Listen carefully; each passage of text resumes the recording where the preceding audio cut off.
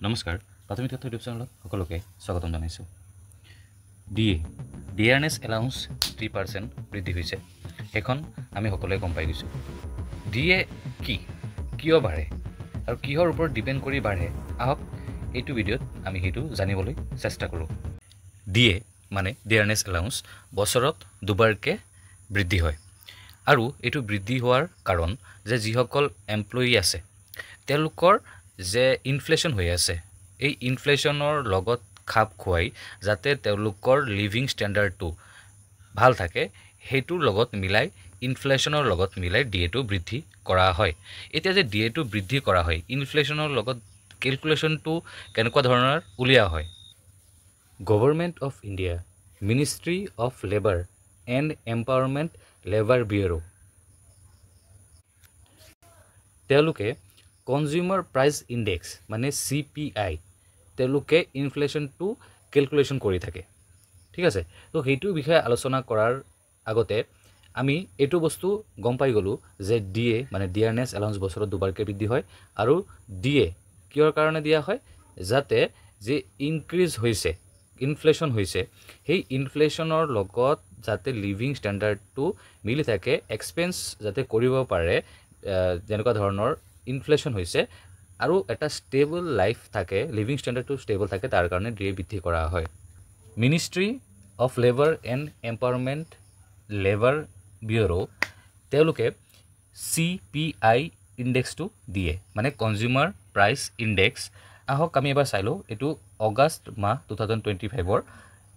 CPI IW অগাষ্টত যি increase হৈছে সেইটো যদি আমি চাব যাওঁ সেইটো 0.6 পইণ্ট হৈছে ঠিক আছে আৰু year on year inflation for the month of August 2025ৰ যদি আমি চাওঁ তেতিয়াহ'লে 3.16% হৈছে কম্পেয়াৰ টু 2.44% ইন আগষ্ট 2024 হিচাপত যদি আমি চাওঁ ইয়াতে চাওক আপোনালোকে ইয়াতো year to year inflation based on CPI IW general যিখন ৰেট অফ ইনফ্লেশ্যন অগাষ্ট 2024ত আছিল 2.44 সেইখন এতিয়া চালে 3.16 লৈকে হৈছে যিটো আপোনালোকে কম্পেয়াৰ কৰি চাব পাৰে আৰু যদি আমি ইনক্ৰিজটো চাওঁ অগাষ্টৰ তো এইটো 0.6 হৈছে অল ইণ্ডিয়া যিটো ইণ্ডেক্স আছে আমি অল ইণ্ডিয়া গ্ৰুপ ৱাইজ যদি CPI IW for July 2025 and August 2025 চাওঁ তেতিয়াহ'লে জেনেৰেল ইণ্ডেক্সটো আমি যদি চাওঁ তেতিয়াহ'লে জুলাইত আছিল 146.5 আৰু সেইখন অগাষ্টত 147.1 মানে 0.6 লৈকে ইয়াতে বৃদ্ধি পাইছে আমি যদি চাওঁ consumer price index for industrial workers on base 2016 equal to 100 আমি যদি অসমৰ ক্ষেত্ৰত চাব যাওঁ তেতিয়াহ'লে চাওক ইয়াতে বিশ্বনাথ চাৰিআলি ডুমডুমা তিনিচুকীয়া গুৱাহাটী এইবোৰ জেগাত যে দি আছে 2025ৰ জুলাই মাহ আৰু অগাষ্টৰ যি ইনফ্লেশ্যন হৈছে সেইটো ৰেট আমি ইয়াতে চাব পাৰোঁ আৰু আমি যদি অল ইণ্ডিয়া চাওঁ তেতিয়াহ'লে চাওক ইয়াতে অল ইণ্ডিয়া ইণ্ডেক্সত চালে 146.5 জুলাইত আছিল সেইখন অগাষ্টত 147.1 মানে 0.06 লৈকে বাঢ়িছে এতিয়া হ'ল যে CPI ডিএৰ লগত ৰিলেশ্যন কি আছে CPI আৰু ডিএ তো ইয়াতে চাওক CPI is related to DA because the dearness allowance DA is directly index to the consumer price index যিটো CPI হয় এ মেজাৰ অফ ইনফ্লেশ্যনৰ লগত যিমান পৰিমাণে আমি চালোঁ যে ইনফ্লেশ্যন হৈছে জুলাই আৰু অগাষ্টত 0.6 এইটোৰ মেজাৰমেণ্ট কৰিব CPI আৰু ইয়াৰ লগত ডিএ কেলকুলেশ্যন হৈ আমাৰ পিছত যে এটা ডিএ 6 মান্থছৰ মূৰে দিয়া হয় বছৰে দুবাৰ সেইটো হিচাপ কৰা হয় আহক হিচাপটো এবাৰ চাই লওঁ আমি ইয়াতে ইউজ কৰিছোঁ staffnews.in আহক চাওঁ ডিআৰ যে 3% ইনক্ৰিমেণ্ট হৈছে সেইটো কেনেকুৱা ধৰণৰ কেলকুলেশ্যন কৰা হৈছিল ইয়াতে চাওক এক্সিষ্টিং ডিএ আৰু ডিআৰ জানুৱাৰী 2025 লৈকে আছিল 7 CPC ডিএ এনাউন্সমেণ্ট কৰা হৈছিল 55% ঠিক আছে ইয়াৰ পিছত চাওক ইয়াতে প্ৰত্যেকটো মাহত জানুৱাৰী ফেব্ৰুৱাৰী মাৰ্চ এপ্ৰিল চবকেইটা মাহতে ইয়াতে দিয়া আছে ইয়াতে চাওক ইয়াতে এক্সিষ্টিং ডিএ আছে 55% আছিল এতিয়াতো 3% ইনক্ৰিমেণ্ট হ'ল এই 3%টো যে ইনক্ৰিমেণ্ট হ'ল কেনেকৈ হ'ল ইয়াতে চাওক ইয়াতে প্ৰথমতে জানুৱাৰী মাহত ইয়াতে আমি যে হিচাপটো কৰিছোঁ ইয়াতে চাওক ওপৰত চাব লাগিব আমাৰ বেজ ইয়াৰ বেছ ইয়াৰ 2016 ইকুৱেল টু 100 এইখন আমি চাওঁ ইয়াতে চাওক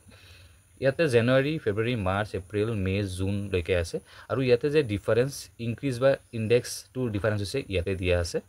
ঠিক আছে আৰু এইখিনি চালে আমি যেটো পাৰ্চেন্টেজ আছে ইয়াতে চাওক percentage increase over 261.424 for 7th CPC DA ঠিক আছে ইয়াতে আমি তললৈ চাওঁ ইয়াতে চাওক ইনক্ৰিজটো প্ৰত্যেক মাহতে ইয়াতে মেনশন কৰা আছে আৰু ইয়াতে চাব গ'লে আমি প্ৰত্যেকটো মাহৰে কিন্তু ধুনিয়াকে জানুৱাৰী মাহত 56.36 ফেব্ৰুৱাৰী মাহত 56.68 ইয়াৰ পিছত মাৰ্চ এপ্ৰিল মে জুন 58.17 আৰু টোটাল কৈ হৈছিল 58% দিয়ে হেতু হিচাপত আমি দিয়ে খিনি পাইছো 58% এটা যদি আমি হিসাব কৰিব যাও জানুৱাৰী 2026 ত কিমান এক্সপেক্টেড হ'ব পাৰে তো এক্সপেক্টেড খন যদি আমি যদি ক্যালকুলেশন কৰো কাৰণ CPI যেতিয়ালৈকে আমি নাপাম তেতিয়ালৈকে আমি প্ৰপাৰ ক'ব নোৱাৰিম কিন্তু এটা এক্সপেক্ট কৰিবহে পাৰিম তো CPI লাহে লাহে আহি থাকিব ইনফ্লেশন কিমান বাৰে হেতুৰ ওপৰত গৈ পেলাই লাষ্টত ক্যালকুলেশন হ'ব দিয়ে কিন্তু এক্সপেক্টেড হিচাপে যদি আমি এটা ক্যালকুলেশনত যাও তেতিয়ালৈ ইয়াতে চাক আমি আগষ্ট জুলাইত আমি 1.15 ঠিক আছে মানে 58.53 হৈ যায় আৰু ইয়াতে আমি যদি চাও আগষ্টত 58.94 হৈ যায় আৰু ইয়াতে আমি এক্সপেক্টেড যদি যাও তেতিয়াহলে আমি 60% মানে নেক্সট আমি DA DR from January 2026 expect কৰিব পাৰো 60% লৈকে হ'ব পাৰে ইয়াতে যিখন ক্যালকুলেশন কোন চাইছে ইয়াতে বহুত কমপ্লেক্স ক্যালকুলেশন হয় এটো ভিডিওত ইমান কৰিব গলে বহুত লম্বা হৈ যাব হেতু কাৰণে আপোনালোকে DA কিয়ৰ কাৰণে বাঢ়ে আৰু DA টু কিয়ৰ লগত CPI ৰ লগত যে কেনেকুৱা ধৰণৰ কোৰিলেটেড আৰু আমাৰ কিমান পাৰ্সেন্ট লোকে বাঢ়ে হেতু বিষয়ে আজি এটো ভিডিওত গম পালে ভিডিওটো ভাল লাগিলে লাইক কৰিব আৰু চেনেলটো নিশ্চয় সাবস্ক্ৰাইব কৰি ৰাখিব ধন্যবাদ